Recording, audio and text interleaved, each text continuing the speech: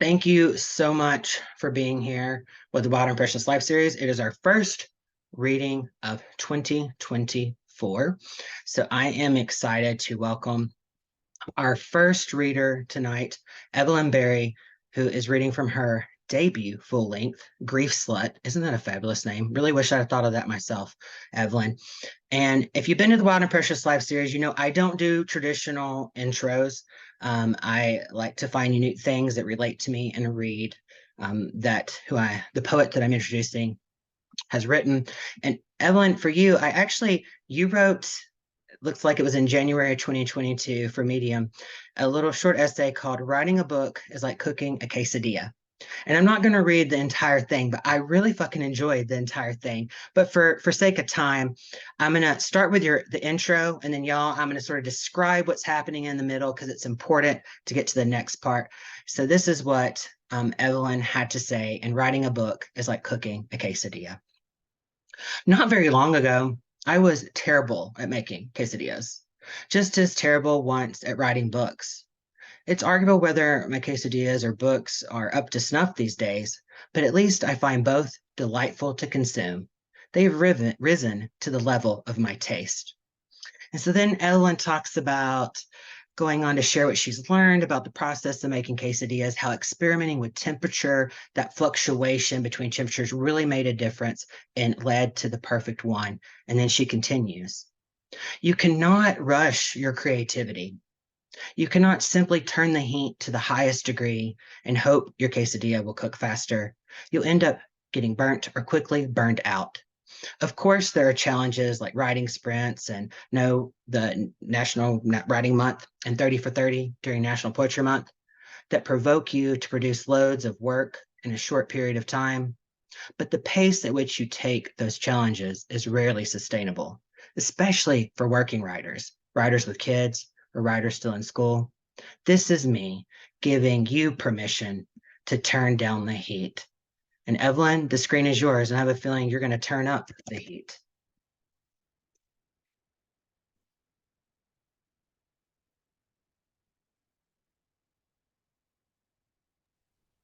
Hello, hi, my name is Evelyn Berry. I also go by Evie, that's why it's on here as Evie. Thank you all so much for having me today. Thank you, Dustin, for inviting me. I am super excited to see my fellow readers, Dorian and Olatunde, read. Yeah, I've read both of your work, so I'm really looking forward to hearing you read it out loud. That's really exciting. My partner wanted me to mention, Dorian, that we have one of your poems on my fridge. We've had it for years. The poem Fast Gas. I got it in a workshop once and I've held on to it ever since. So I read that poem very often. So this is from my debut collection called Grief Slut. It just came out about 3 weeks ago. We just had a release party. It's been super fun. Beautiful cover. I want to shout out the cover artist. His name is Silas Bird. He's a trans artist in Portland. You should check him out. Summer of the Push Mower. In the mediocre slash job I perform for house owners on the lower portions of their backyards, where they cannot spy how I've shorn the grass like a child's head who forgets to speak back properly to his father after opening his eyes during prayer. Wreathed in sweat, I march and schlep the mower, its motor sputtering like skillet grease.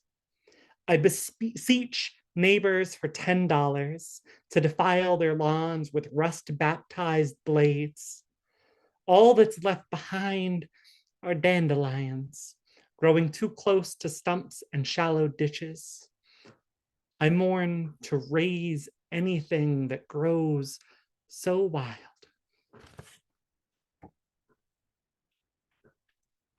I'm going to read 5 poems in total for you tonight. And the next one I want to read is an acrostic poem. I can be fancy like that. It is after the painting Martyrdom of Saint Sebastian by Ilse Doma. There are several poems in here that are all acrostics of different versions of depictions of Saint Sebastian, who is a very queer saint, a very homoerotic saint. So I'm a big fan for that reason.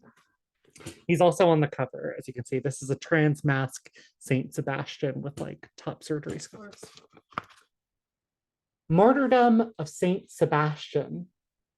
Yes, once a saint pierced by arrows survived, only to be pummeled, stained glass skin, bright and obvious as miracle is not. One does not need to die to be holy. He makes a face when he comes to the end, pretending agony and absence of pleasure. That's the face he wore when entered. The shaft of an arrow penetrating his exposed throat.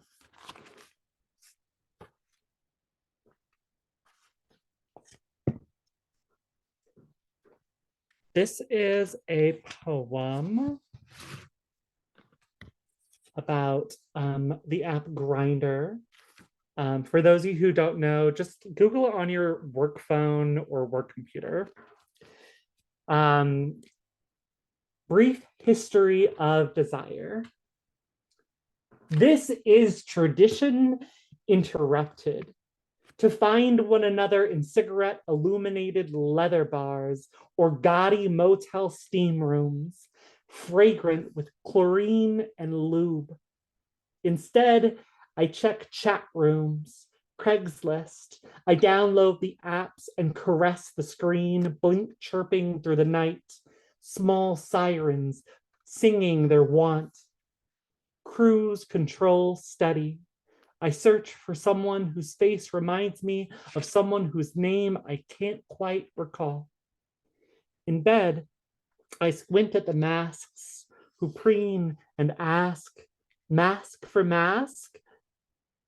Wipe glitter from my eyes, smear my lipstick, prune until I'm raw, until flash exposed flesh bends double over to provide the camera phone's aperture the best perspective of my asshole. Until later, I'm broken and made whole by the same hands. That's enough of the slut poems. I'm gonna end with some grief poems. I think I've read 3 so far. I'm gonna read 2 more. This is a poem. This is one of the later poems that I wrote for this book, and it's called Coronation. You asked for a paper crown with your whopper, although you were turning 30.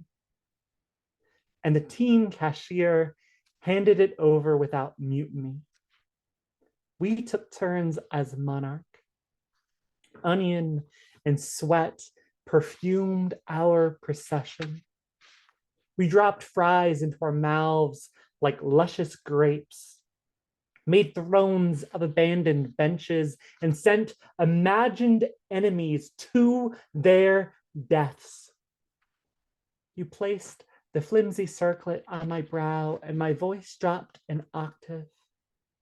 The crown, cartoon gold, came unclasped, crooked, and sweat wrinkled when we polished off the bottle of stolen champagne. Bubbles frothed our grease-gilded lips. This is how you left me, royal with delirium.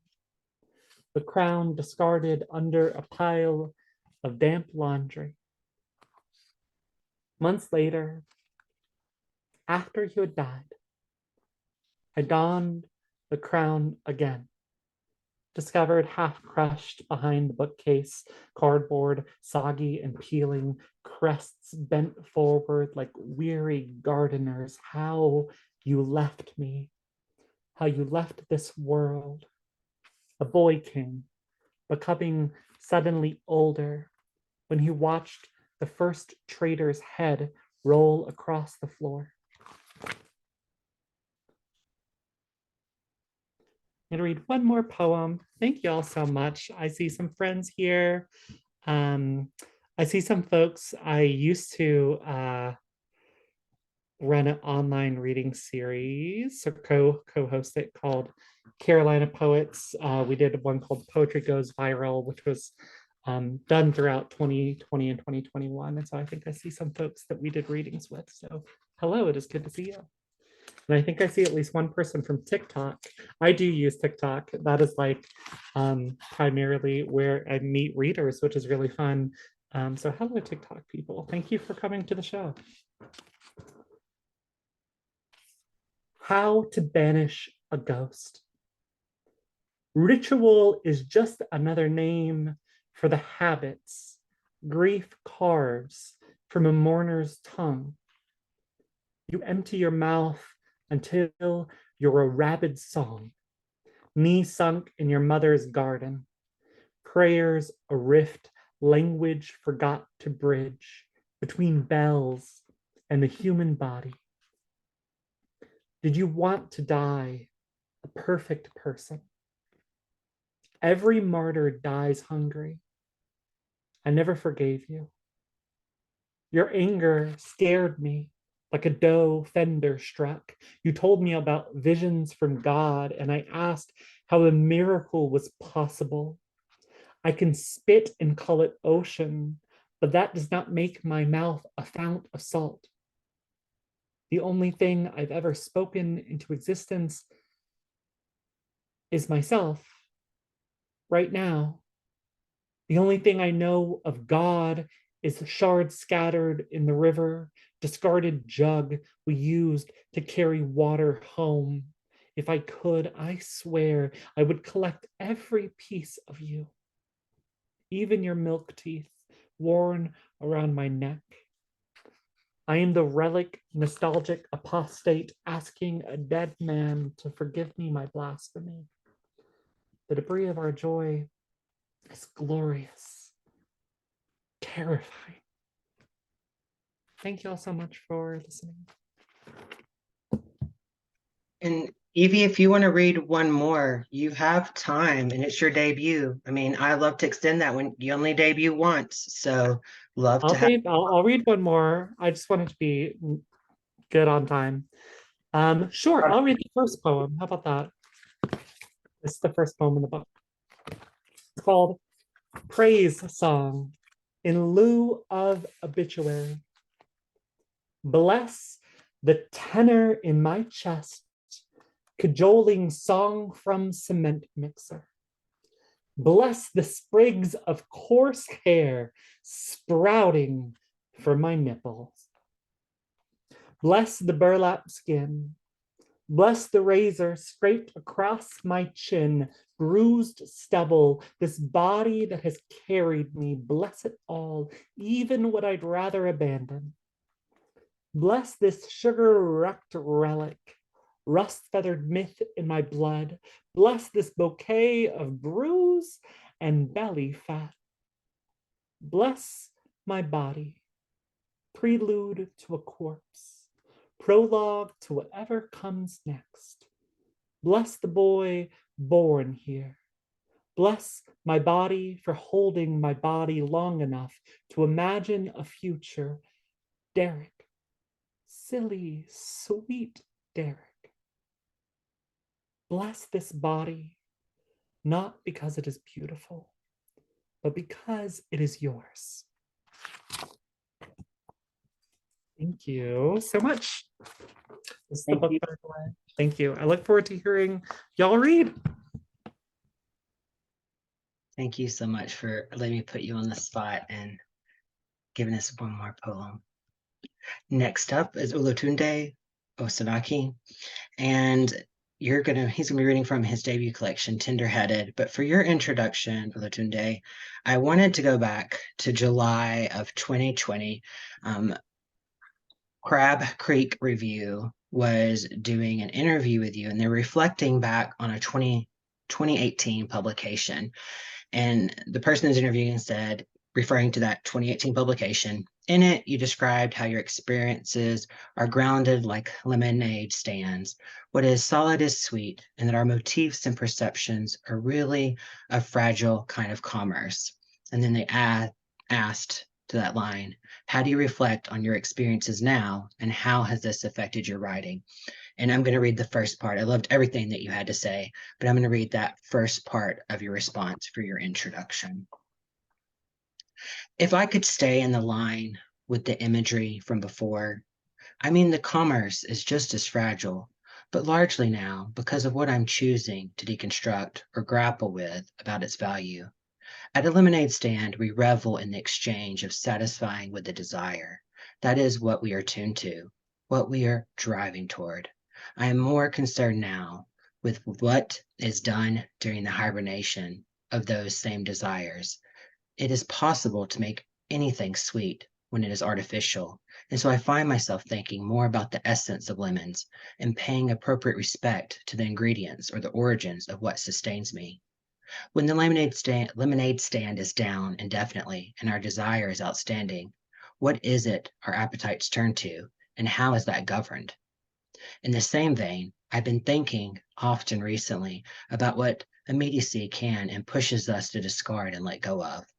Obviously, we find ourselves now in a moment of great reclamation, revisiting form as a means of social inception, so we challenge these larger structures and uplift and uproot traditions with radical love in mind. I want to equip myself with what is enough. It is okay to be without that is excess.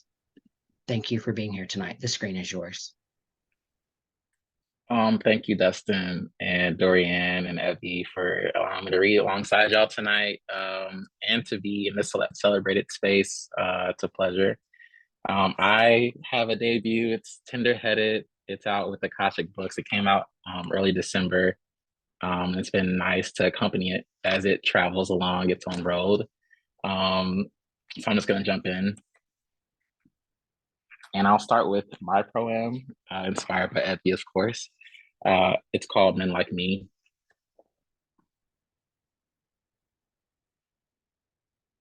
Boys will be boys, manly, slick,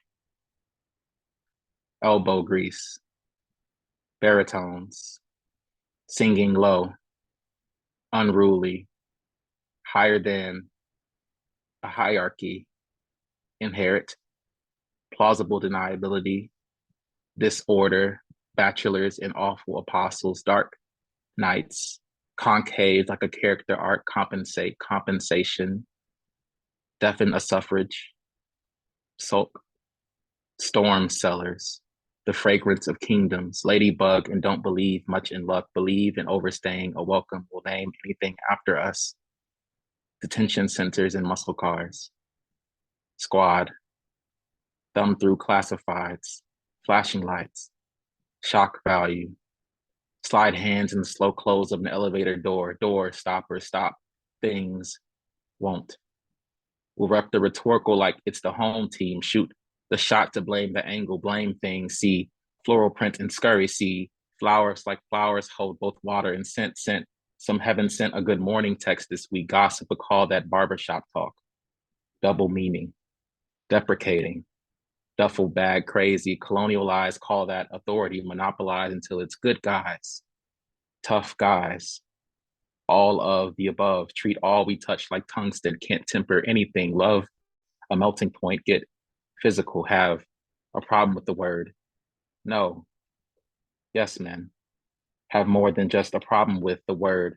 No, anti with violence, prefer a seat or stall between us and another, stick up for and subjugate it to nothing, jog memories for fun, jog freely at night, night and day, interrogate, bastard, blue everything, culture, coercion, hate to admit it with tailored suit, soot and tie, check her, call it chess, don't call it control, call it like a time of death, a flat tire said with our chest, repeat what's been said before, but in a tone society loves, hate being adjacent to the action, hate. Keep that. Invest. Keep that. In hotbeds and chit chat, men of the house, our own. Men might not start it, but will end it. Love when we aren't followed or replaced. Love having the last word so we take it wherever we go. Front lines, confessional booths, prenups, shotgun weddings, Law and Order reruns, boardrooms, proms, distilleries, salary negotiations, horror films, Oval Offices, on air. This book is sitting at the intersection of I'm Black, so, but there's also I identify have identified that as my whole life, and there's a privilege that lies within patriarchy. So I'm thinking about the underside and the other side of both of those identities. Yeah, so it's a book of interrogation, it's a book of instruction, and it's largely focused toward me. Yeah. The second poem is entitled On Site.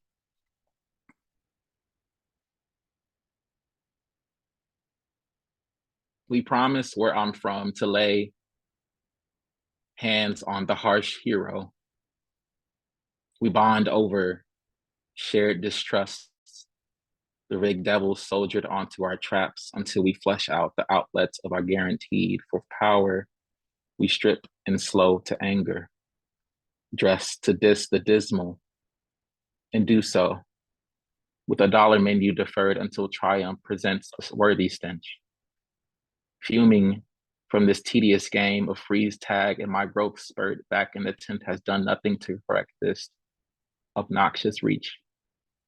So it's on site for you. Enough with the stalling sticks and stones. Never have I ever been indecisive or nearsighted at that. There's a camp of poems I affectionately call the liar poems in the book, Lyre.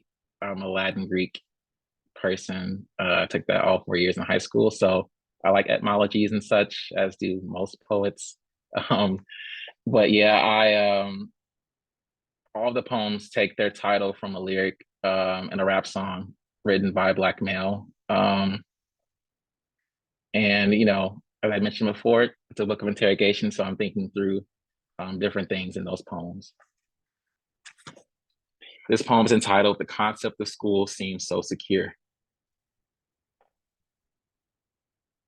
For every poem, there is a Sunday, and for every crown, a crown spared the plight of something precious. Stability, so long as we call it such, spins into stipends. Homies shout, secure the bag, as if the grind isn't liable for our muscle memory thrush with burnout. Must I skip a grade to pave this road of grave intentions? Must authority be that which the lips lock but never let go of? Packing my North Face full of felled fibers is not unlike stress or the small truths we concede to make room for smaller ones. Heavy are the hands begetting said casualties, and heavy also are the many pupils dilated for what little light has yet to single file in the name of daycare. All this refuge is of no use if I am half-handed in my show and tell of decency. I am still learning my faults, the closures I chose somewhere. A wage is a wage is a wage, each partition into a trivia small enough to spoon and preface a child's first words. And not one cites taxes or tombs, not one. I'm gonna read a few more poems. Again, I thank y'all for being here and just hearing me out while you wait for Dorianne. So yeah, I'm also looking forward to the reading. This next poem is gonna be one I haven't read during my time with the book really aloud. So allow me that grace to read it now. It's called Poem Ending in Two Truths and a Lie.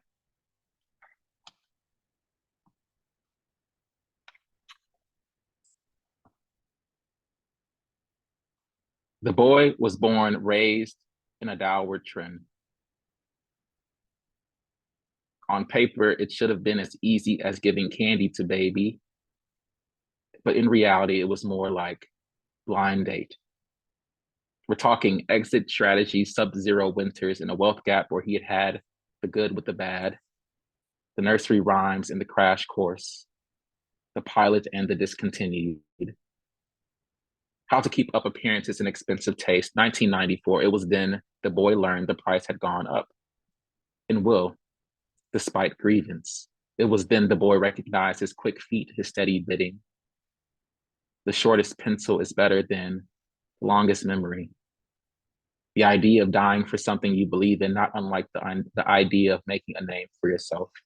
Celebrity, celerity, sincerity, charity, clarity, or other. So the boy signed the leg of a friend, cocooned in plaster. So the boy made bracelets that broke like friendship with contact contracts its destruction. So the boy was granted sneak peeks into what it is that is expendable. 1994. It was the year he learned people still lived in black and white.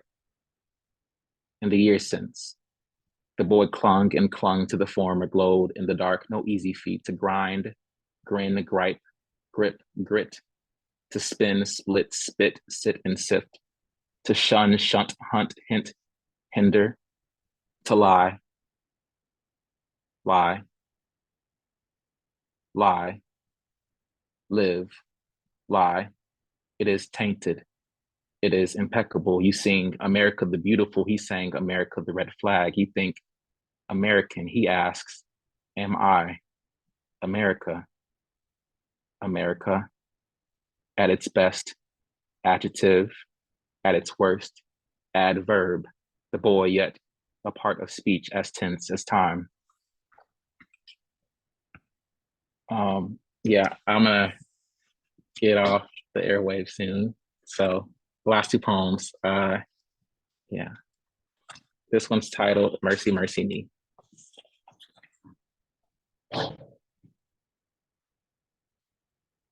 To no one's surprise, I'm not a betting man. What with my manner thin, my taste doctored, my heart safe. I am as good as any last Ash Wednesday, as elusive as any double negative. Domains of dominoes and mustard seeds undone on my tongue, as if out of a parable I was once found in the South studying the aviation of snowflakes, how even in the darkness they can melt mid-flight. I was once told, try me, then to speak it into existence, but I am clumsy. Whatever it was, I do not recall. The funny things flaws become shambles, soliloquy, spiritual. It was the same way I learned how to use might could in a sentence, and to this day, I haven't let go of how I could taunt with nothing more than some dirt in my brave lips. Oh, I can be such a mess when this world lets me. Gorgeous with sympathy, nimble as an imperative. I submit because I care to, because I cannot trade away this audacity, because so much can happen in a week.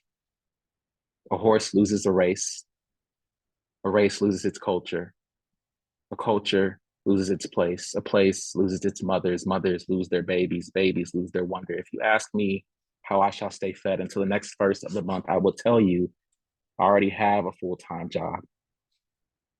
If you ask what would keep me sane, I would want you to know I take vacation seriously as seriously as any good love story. Try me. In a game of charades where making a snow angel is as heavenly as it sounds, I can't even romanticize this part. The thankless credential of raising a body from the dead, that it could be yours. How I've filled this life with disbelief in between. Lord, I'm not actually sure it's fair of me to assume you know where all the time goes. I'm not sure if I actually have time for one more poem, so I'm just going to leave it there. Oh, okay. I'll take Dustin's lead. It's short, so forgive me. But yeah, ending with this last one, serendipity. Potent as an exhale, I'm telling you, I don't need good luck to make riddance of any unrequited bounty. I am more than I intended to be, which is to say, I acquired the taste of things hoped for on accident.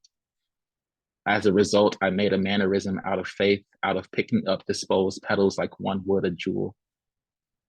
There is no greater love than that which becomes of us after we are on our knees, bunny-eared shoelaces or a proposal, speaking of which I have chiseled one to sing, of which I'll concede that when I do question what it means to be sacred, I suppose that it's my funny way of asking about even the softest parts of me, which have been grazed through the years. I suppose I am not ashamed of my mistakes the same way a body is humbled by the dirt that sticks, the flagrant dents indulging, the auspicious spine healing, its palmy preservation just as slick as a squad. How when I say squad, I mean gang. How when I say gang, I mean psalms so sharp with mercy, it is becoming harder for me to neglect how suds want nothing more than for our bodies to ask them to stay the night. How romantic would that be? Thank you. Give us one bonus. You're debuting. You only debut once, so give us one bonus. Okay. I'll do my favorite poem out of the book. Well, not yeah, I'll do my favorite poem out of the book because I like to read it. It's called Untitled Medley. Okay. Oh, I think they like me with the brain freeze. My sneeze summered into sensation's showmanship. Oh, I think they like me down with the power moves and painkillers circa my shoddy stint as somebody's son. Direct deposits with my name cursed along their backs and mine along a muted seat I paid good money for. Oh, I think they like me with my towering spine, my uneven hips, my enamel as dark as the sense of humor on my mother's side. I'd rather the route of washing a mouth out with black soap than my father slapping the black off me. I think they like me like that, with the black off. Oh, I think they like me in a fugitive color, indigo lake, carmine, or rose madder. It gets to me how these fighting words warn me with their blue bias, warn me of my stingy gestures grandfathered in. Light fast after I lift a mirror to my eye level and spot a taper as timid as tough love. Oh, I think they like me for it. My MO, who I am, when I am laid off. My stunt double and inside voice careening about. That is my last one. Thank y'all. Thank you so much.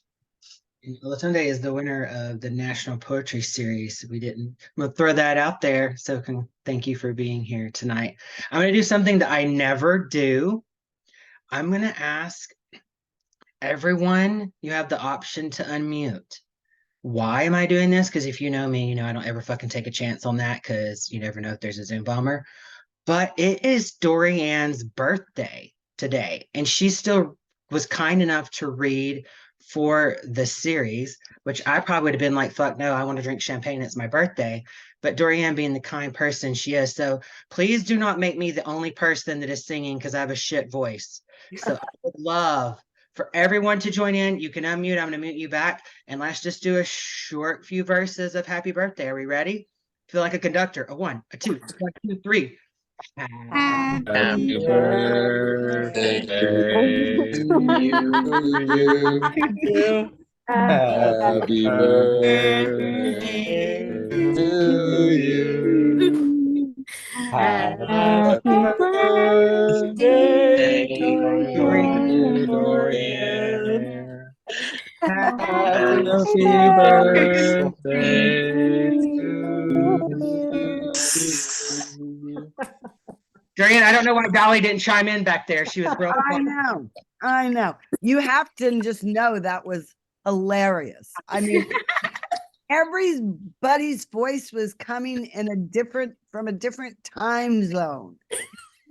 So I could like hear Kim's voice for a little while and then Kristen's voice and then, it was ridiculous. It was wonderful. That's the best birthday song I've ever had sung to me. Well, I'm going to put everybody on mute, and Dorianne, I'm going to ask you to unmute again.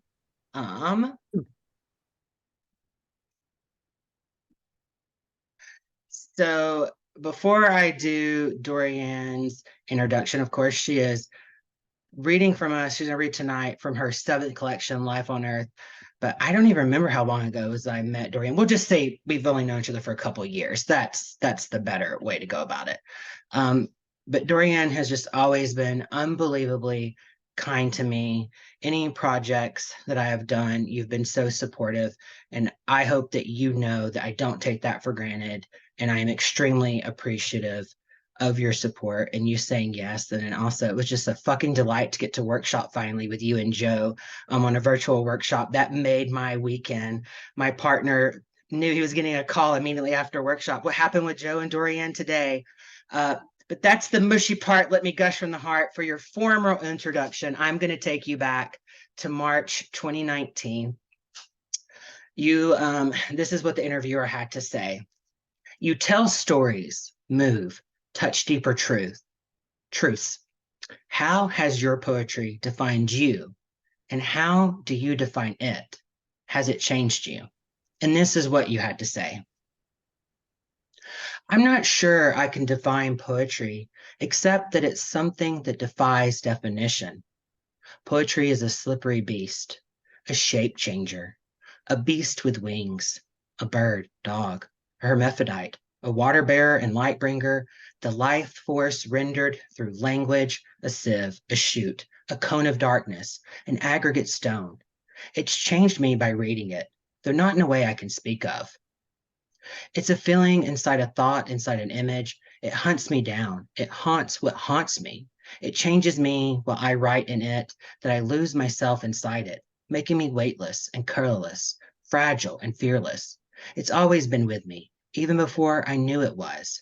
It ran ahead of me as I walked through the world, making me look around and take it in through my senses, stop and stare, or listen, or smell, or touch, or taste until the object of my attention no longer possessed a name. And then poetry dared me to name it. Thank you for being here tonight. The screen is yours.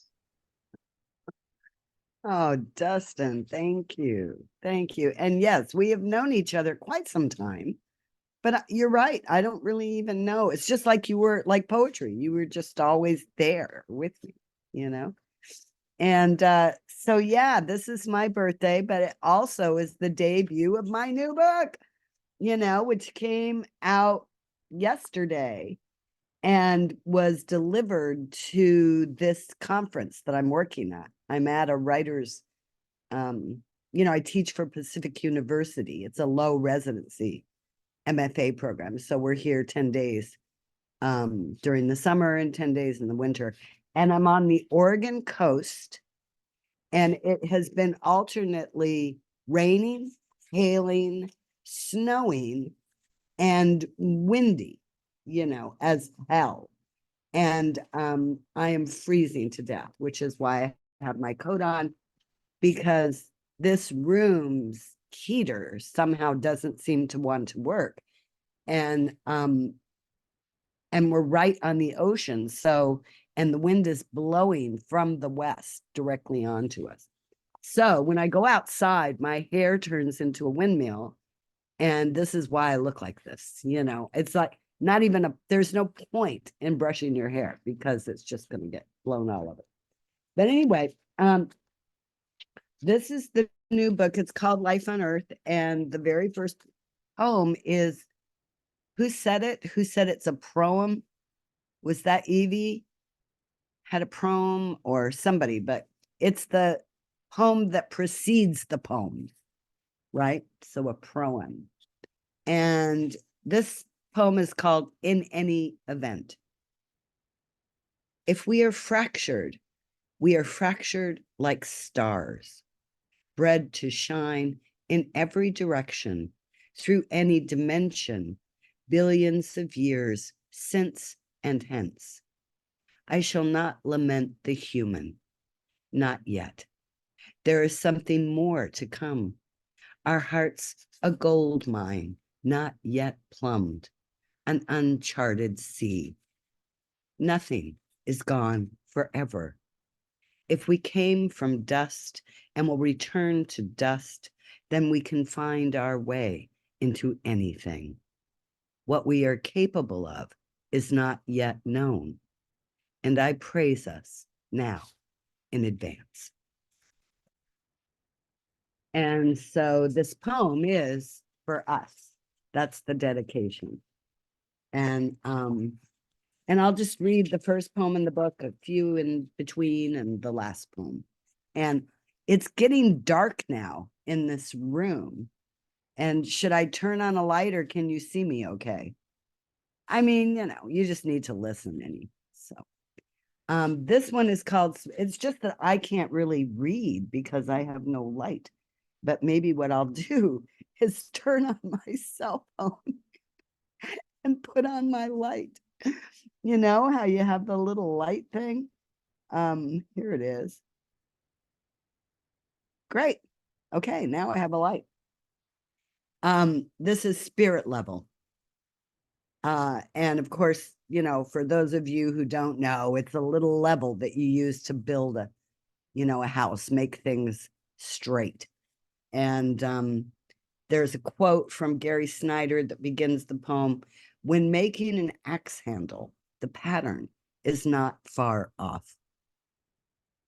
My mother was either horizontal on the couch or vertical, a plumb line from her spine to the top of her head to the ceiling that spins when she drinks. Alcohol and an air bubble trapped, sealed, and fixed inside her, her face carved from wood, a tear gliding slowly down the curve of her cheek. My mother was once a spirit in this world. Once she breathes for me, above me, beside me, behind me. Now I feel her warm breath on my neck summer nights, peering over my shoulder as I write every poem, whispering, "Let me in." I let her in. I remember every time she picked me up or set me down, put me to bed or woke me from dreams. And now I see how my whole life has been a dream, one she built for me from the ground up. Her daughter, my mother, the axe, beautiful tool with which she shaped me. A house much like the one she lived in, but smaller, fewer rooms, a tiny, unusable attic, and a cluttered basement. I let her in, like she let me in. She became my carpenter, stonemason, and bricklayer, piling me up cell by cell, the blade that shaped my legs, my arms, my surveyor, millwright. She used herself as a template, her genes tough, her organs elastic, her eyes and nose and forehead and mouth. And when the body from which my body was made was slipped into the hot retort, I burned too. She refused the beveled casket, the oiled mahogany box, last drawer for the dead, wanted only the fury of fire, the blue-white flames unmaking her with their licking tongues. House her grandmother built, and her grandmother before her, all of them giving what they had been given, the hard wood floors, staircases, and banisters, their deepest cupboards, their heavy doors flung wide so the breeze I would be could blow through. And of course, my light went out halfway through. So. And then I'm just going to choose a few quick more. This one is also about my mother. My last book was New and Selected, and it had 20 poems for my mother. And I thought, well, this is great because now I'm done writing about my mother. You know, I've made a book for her, and that's good. But then I kept writing poems about my mother. I mean, you really don't choose what you write. Now my light on my phone won't work, so I'll be doing this partially from memory. I mean, it's terrible, but maybe if I turn this way, I can get more light. Who was the writer? Who was the famous poet that died saying more light, more light? I don't know. Anyway, this is called Singer. I don't know how many of you had a Singer sewing machine when you were growing up, but the Singer sewing machine was ubiquitous. It was in everybody's house. We all had little factories in our house, you know, and they were so beautiful, such a beautiful piece of machinery. And I wanted to write about our very old Singer sewing machine, which had the treadle on the bottom that you pushed up and down with your foot, and it was made of iron, and it was inscribed with the words Singer. If I could go back to the living room window of my childhood house, look again through the pane, it would be a telescope lens through which I might see the first woman I ever met, my mother, at her sewing machine, rewinding the bobbin, little spool with holes like an old movie reel our tiny lives spun inside of. I might see her long piano fingers touch the balance wheel, the throat plate, the presser bar, one bare foot working the treadle, her heel revealing only the first three red letters in black latticed metal, sin. My mother was what some called a sinful woman, divorced, pregnant without a husband, a baby boy given up for adoption, remarried, another baby born of another man, a one-night stand while her husband was away at war. She drank too much, thought too much, laughed with her head thrown back, danced with anyone. Too pretty, too brainy, too tall, her black hair a snare that hooked men in. But right now, she's fully visible, stretching the fabric for a kitchen curtain, a child's dress, swatches she salvaged from the deep sale bins, using the salvage for her hem, thereby cutting her handiwork by half. The black-oiled mechanism banging out dress after dress, tablecloths and runners, nothing she couldn't cobble together from the waste of others. She was a very particular mother, and by now you can see why we loved her. She was a lit fuse in the rain. She turned from her work and set those same fingers on the piano keys and pulled music through the air. Making something from nothing was what she was good at.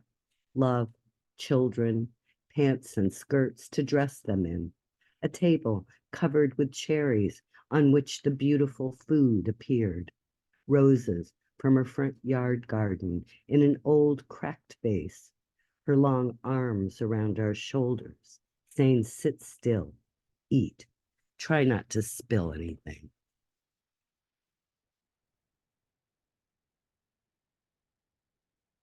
And a little deeper into the book, I have a poem for Ratso Rizzo, who is a Midnight Cowboy. I don't know if any of you've seen that wonderful old movie, and a few other, because you know, Dustin, I'm always writing poems about movie stars or singers or, you know. And so this one is for Marilyn Monroe. I mean, she needs another poem, right? You know, I mean, why not? And and it's called Wild Horses.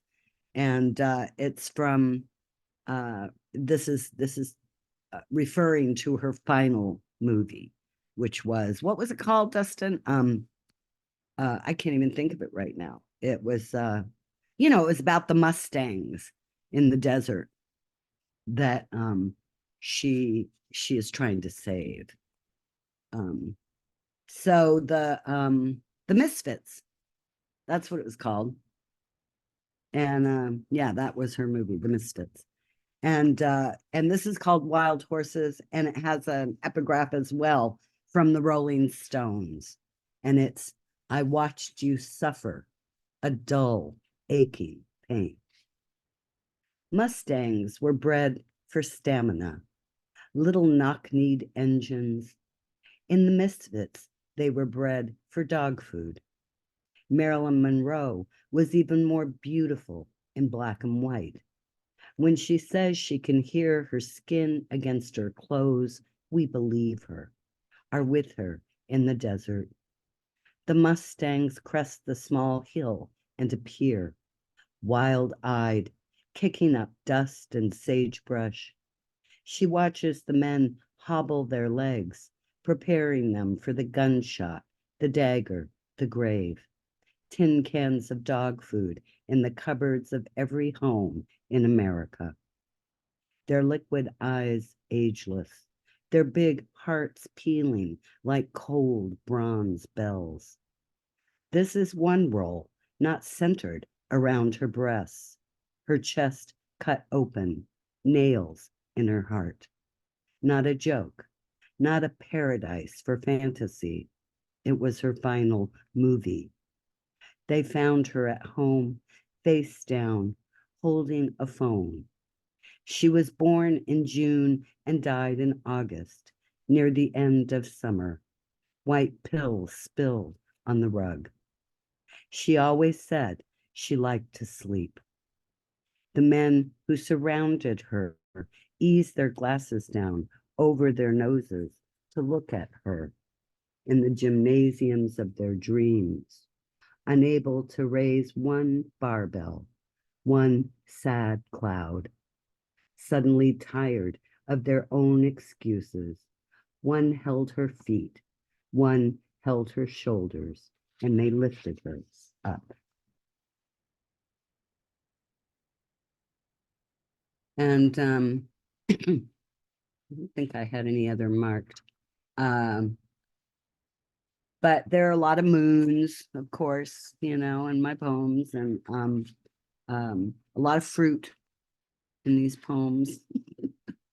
But it was great putting the book together because I didn't really realize I had a book, you know, I just had a bunch of poems. But Joe said, no, I think you have a book. And the poem I had written last was called Life on Earth. And once I realized the book was going to be called that, I thought it's great because I don't have to put it together. I don't have to think of themes, or I don't have to write, because no matter what I write, it's going to be Life on Earth. Anything goes under that title. So this is the poem, Life on Earth. The odds are we should never have been born. Not one of us. Not one in 400 trillion, to be exact.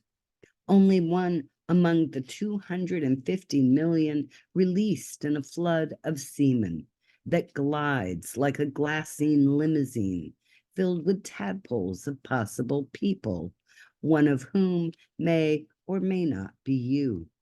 A being made of water and blood, a creature with eyeballs and limbs that end in fists, a you with all your particular perfumes, the chords of your sinewy legs singing as they form, your organs humming and buzzing with new life, moonbeams lighting up your brain's gray coils, the exquisite hills of your face, the human toy your mother longs for, your father yearns to hold, the unmistakable you who will take your first breath, your first step, bang a copper pot with a wooden spoon, trace the lichen glowing on a boulder you climb to see the wild expanse of a field, the one whose heart will yield to the yellow forsythia, named after William Forsythe, not the American actor with piercing blue eyes, but the Scottish botanist who discovered the buttery bells on a way-lined hillside, blooming to beat the band, zigzagging down an unknown Scottish slope. And these are only a few of the things you will one day know, slowly chipping away at your ignorance and doubt, you who were born from ashes and will return to ash. When you think you're through with this body and soul, look down at an anthill or up at the stars. Remember your gambler chances, the bounty of good luck you were born for. Thank you. Thank you so much, Dorianne. It's a treat as always. Thank you to the other readers as well. I was just, so pleased to hear such great work coming out of young people. It gives me hope for the future of poetry, right? That they're all out there carrying on the good work. I will toast to that. There's a little bit left in there. I'm gonna toast to that. Yeah. I'm gonna drink my Gatorade. I'm going to put in the chat. Everyone, as I said earlier, has a website. So please save these websites. People have chat books, have more than one books, may offer services. Best way to support writers is to purchase products from writers or the services that they offer. Sometimes we can't do that today. So I just always say, save a link. And then when you have the funds to do it and you're wanting to buy a book, think of the people that you heard reading in the Wild and Precious Life series and purchase a book from them. I'm going to throw back in, there's that link to Punch Bucket Lit, because Dorianne, who you just heard read, is teaching a generative workshop virtually on 4/13. I mean, you're not going to get out to California. Well, maybe you can get out to California. I couldn't get out to California and workshop with Dorianne, but I can sure as hell get on Zoom. So don't miss that chance. It's a sliding scale donation of $5 to $50. But the thing is accessibility is more important for me, for people to be in these workshops. So if the donation is an issue, just message me. It stays confidential. There are waivers. I will make sure you get in. And also, this is one of the reasons why I do things for Dustin, because he's so generous and he wants everyone to come. He doesn't care, he's not about the money, he's about poetry. And you gotta love someone who is made of poetry like Dustin. you are too kind, man. Thank you. You're gonna make me blush, and I don't blush that easy. So with that, we are going to be back again. This is a 2 readings in a month, because we are getting back on the 24th to give poets who run literary series a chance to shine. It's often hard for people that are good literary citizens and doing that work to get their spot. But the ones we have, they're always in the spotlight too. But we're going to recognize them as contributors. So I hope you will come back on the 24th, and everyone be safe. I know you're really not probably supposed to say Happy New Year like after the 8th. There's some bullshit rule, but I'm going to say it because we haven't been together. So this is the first time we're together. So Happy New Year. And I hope to see you back at a Wild and Precious Life readings. Thanks so much, everybody.